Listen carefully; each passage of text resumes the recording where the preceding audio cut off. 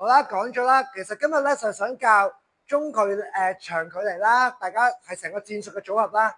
喺度攞到掂唔到嘢嘅時候咧，掂唔到佢啦，做一個主動嘅攻擊組合。呢度做 slider 或者你做假動作乜都好啦，揚佢啦，之後一飛入去，打咗個長嘅攻擊。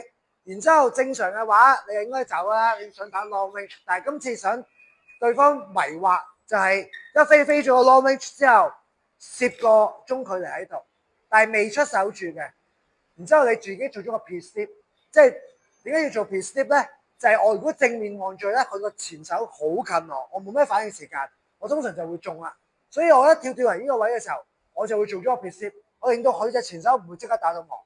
而我做咗呢個動作嘅時候，我限制咗佢90%都會打我呢邊，係啦，咁我就會有咗個預備去打我。然之後佢打我嘅時候，我仲可能做 blocking 或者做 rolling 或者做就咁 roll 入去 block 咗佢。然之後佢打完之後，我就即刻還一組俾佢。個 idea 係咁樣。我打完呢個之後，我又拉翻開，然之後我又做長 long range，砰喺度，砰打佢。成個戰術係咁樣。咁我係印證過係 OK 嘅，對住啲 senior 嗰啲阿峰阿爵嗰啲，我打過無啦啦企喺度，佢會窒一窒機。佢因為呢個距離，佢冇遇到我會留喺度，即係佢打我嘅時候，好大機會我做防守，我令佢 backland，即係我還佢，佢特別硬嘅。OK，我哋就要練呢個。OK。